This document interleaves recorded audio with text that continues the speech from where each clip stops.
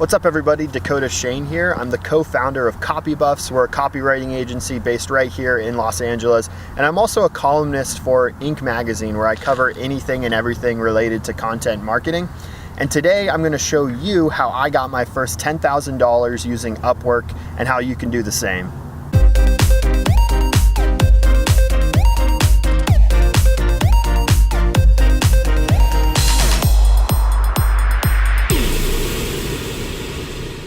All right, so number one is pick a niche. Even if you're a freelance writer, you still have to niche down to truly succeed on Upwork, at least in the beginning.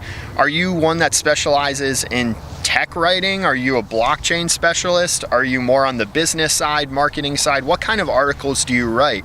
Are you a ghostwriter, a copywriter, a blogger? You have to pick these things from the outset and put that in your bio, put that in your profile so people can really delineate. There's so much competition on Upwork right now, especially with writers, that the more specialized you are, the more likely you are to get your first gig. Number two is social proof the hell out of your profile. Take 3, 4, 5 hours, even if it takes you a whole day, block that time out and really perfect your profile. I'm talking put links to your most viewed articles, really back up your talk. The more proof you can add right in your profile, that'll put peace in the mind of the potential client that's trying to figure out if you're a good fit for their project, and it'll be all right there. So fill out that portfolio section, really take some time to have smooth copy and just prove, like, back up your talk. You can't just talk the talk. You have to have right in your portfolio these things if you want to rise to the top. Number three is take the time to put a video in your profile. I'm always surprised when I go through, because we use at CopyBus, we use Upwork to both hire and to get gigs for ourselves. I'm always surprised how few people have a video on their profile. This is an opportunity to show who you are, to prove you're not an asshole, and to just show clients that you'll go above and beyond and take that little extra step to get that gig. I've gotten a lot of positive feedback, especially when I first started on Upwork, that people hired me just because I had a video explaining what I've done, where I've been, what I've written, all types of stuff, and that I'm a likable dude, you know? So take the time and make that video. It doesn't have to be high quality. It can be kind of shitty. You don't have to have cool mountains in the background like this, but it'll make a world of difference. Number four is probably not something you're gonna like, but in the very beginning, you have to do 1 to 2, maybe even 3 projects, either completely for free or for a really shitty low price point. I know as writers, we're hypersensitive to this because we usually get skimped out, we usually get the shit end of the stick, but the way the Upwork algorithm works and the way that social proofing works on the platform, the biggest benefit are reviews on the platform. So in the very beginning, it's gonna be hard to compete with people that have dozens of reviews and job history on there. So you're gonna have to bite the bullet, take the L, and do something for free or for cheap. Ask for a positive review. Say you'll do this work in exchange for a positive review.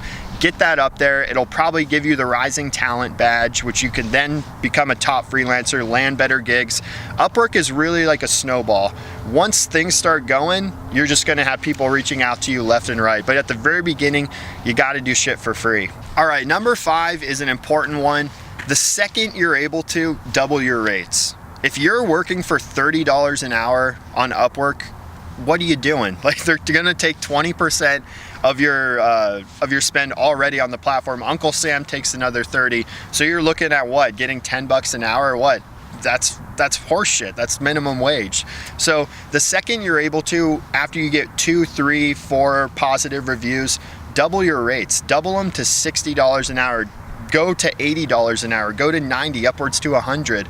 At the end of the day, there's a reason why shirts at Ross cost $15 and shirts at Calvin Klein costs whatever the fuck they cost, I don't know, 150? Something, let us know in the comments. Because at the end of the day, you almost always get what you pay for, whether it's buying a t-shirt or on Upwork. So if you're working for $25, $30 an hour and the other person with the same amount of reviews is working for 100, people are gonna automatically assume that their work is higher quality than you. And at the end of the day, there's another benefit to this, more money in your pocket. You can use it for a vacation. You know, you're literally doubling the rates, doing the same type of work. You're gonna weed out the shitty clients who don't value you as a writer, and you're gonna get more money. So everyone's happy here. Next thing you wanna do is take some time to scan your competitors. You know, whether you have to use Upwork, create a business profile on Upwork and hire those freelancers to see who applies for it, but really take the time to see who else you're competing with has on their profiles. What links do they have? What design is in their portfolios?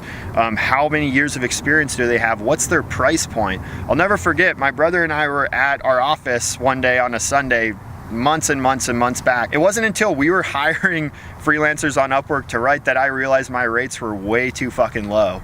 I was like, wait, these people who I have way more experience than are charging 120 an hour. I'm over here charging 60. I'm like, what? I didn't know that.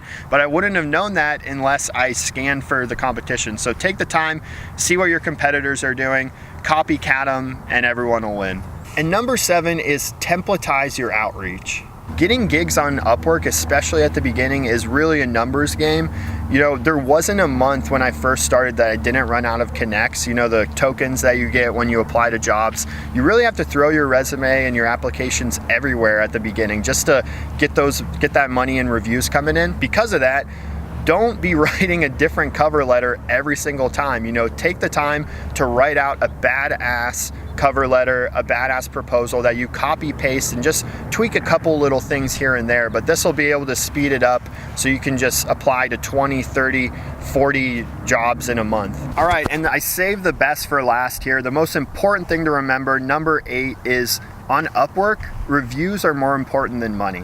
You know, a lot of times you're gonna have to take a knee, and if you have that gut feeling, we've all been there as freelance writers, where you know this client is gonna be a fucking nightmare, gonna be a horrible client, he's a shitty person, he's gonna give you a negative review, even if you knock it out of the park, walk away. Please walk away, because a negative review on Upwork, it's gonna hurt your profile, it's gonna hurt your top rated freelancer badge.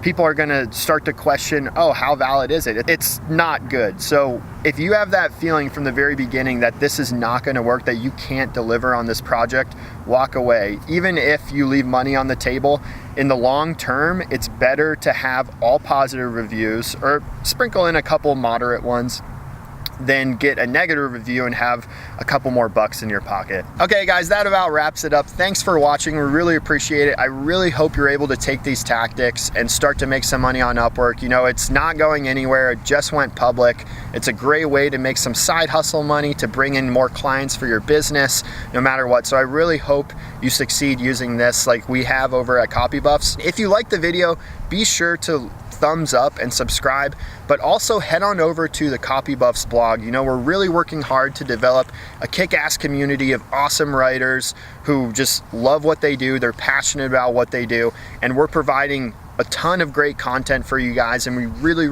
want to have you help build this community with us. So we would love if you did that, and we'll see you next time.